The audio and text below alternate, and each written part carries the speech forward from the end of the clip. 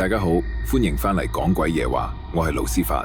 今晚講嘅故事發生響觀塘黃大仙交界嘅坪石邨，一個好普通嘅井字型舊公屋。有啲住戶話呢度夜晚特別靜，靜到你可以聽到有人行樓梯嘅聲音，一級一級慢慢行落嚟。以下講嘅故事，主角阿強同老婆阿文係一對新婚夫婦，搬到坪石邨黃石樓3樓單位。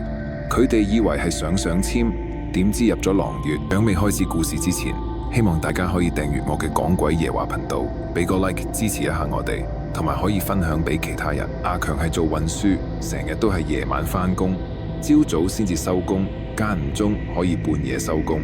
阿文做文員，朝9晚5，兩個大部分休息時間都係相反。攞到鎖匙嗰日，兩公婆好興奮，就好似好多人咁講，等於中咗6合彩頭獎一樣。佢哋帶住日用品行李上樓。坪石邨格局好舊式，井字形，長長嘅走廊，舊式鐵閘門，牆身油漆甩晒。黃石樓3樓單位，30平方米，窗望出去係籃球場同後山。阿強同阿文第一晚瞓得好香。但到咗第2晚，阿文半夜突然醒咗，佢話聽到天花有聲，好似有人着住拖鞋行咁。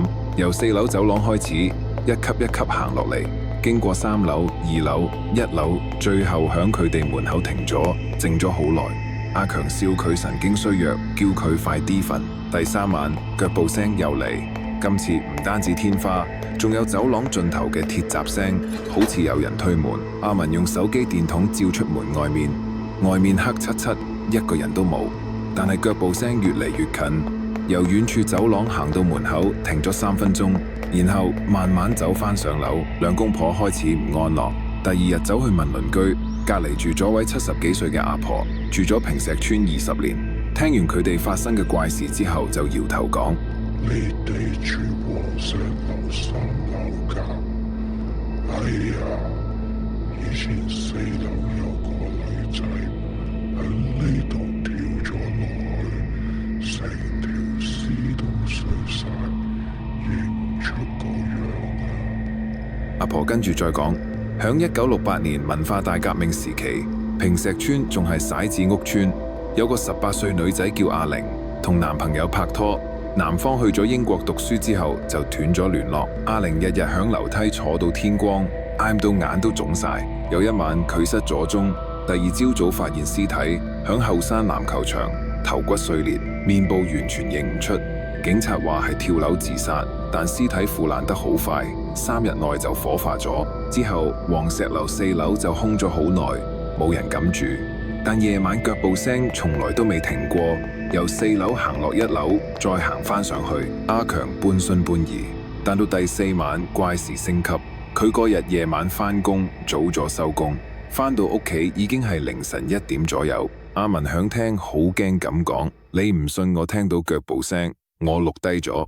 兩個人一齊聽錄音，入邊真係有拖鞋聲，由遠至近，門口停低，然後有個女聲輕輕講：搵佢返嚟。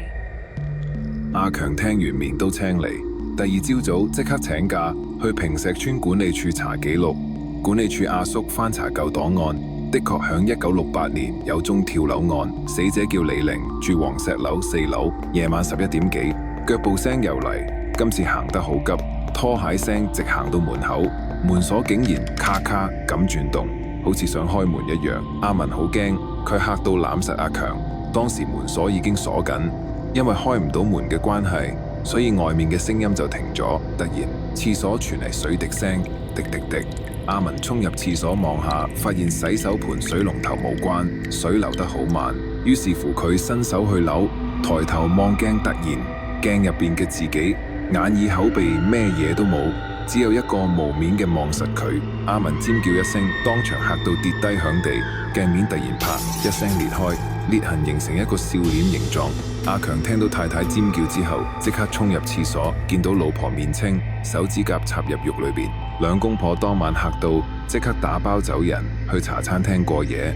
但阿文話，就算離開坪石邨，佢成日發夢，夢到自己冇面，響樓梯行嚟行去，揾唔到路。1星期之後，坪石邨貼出告示，黃石樓3樓單位重新編配，俾咗另一對年輕夫婦。第二日就有投訴，話聽到腳步聲同廁所滴水聲。至於阿強同阿文就搬咗去石圍角村，起初都以為冇事，直到搬咗去石圍角村嘅第3晚，阿文又聽到腳步聲唔係天花，而係牆入邊咚咚咚，有傷之下停響佢哋間屋嘅牆腳。阿文被怪事搞到成個人都精神崩潰，跟住入去廁所洗面。洗面之後發現鏡中突然出現一個無面女仔，頭髮長到腳下面，慢慢行近，水聲越嚟越大聲，廁所地板全部係積水。無面女仔響鏡前企定，然後就講：我係阿玲，你見過佢未？阿文呆晒，就問：見過邊個？無面女慢慢舉起隻手，指住鏡外阿文嘅背後。阿文回頭望後面，根本冇人。再望鏡，無面女已經變咗阿文自己嘅樣，但眼窩空洞。阿強夫婦最後搬去私人樓，但係阿文精神出現問題，成日話自己係阿玲，要返去平石村揾男朋友。平石村黃石樓至今未拆，住戶換咗幾代，但係4樓走廊一到夜晚，總係有人聽到拖鞋行樓梯聲。有人話阿玲唔係想嚇人，只係想揾返個面俾自己，所以佢會借用塊鏡，借用你嘅面。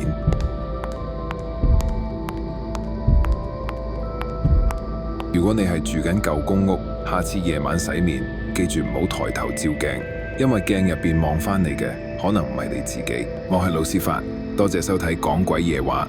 如果你哋都有類似經歷，歡迎向下面留言講我知。希望大家可以訂閱我嘅講鬼夜話，俾個 like 支持下我哋，同埋分享俾其他人。我哋下個星期六再見，繼續發掘香港都市傳說嘅另一面。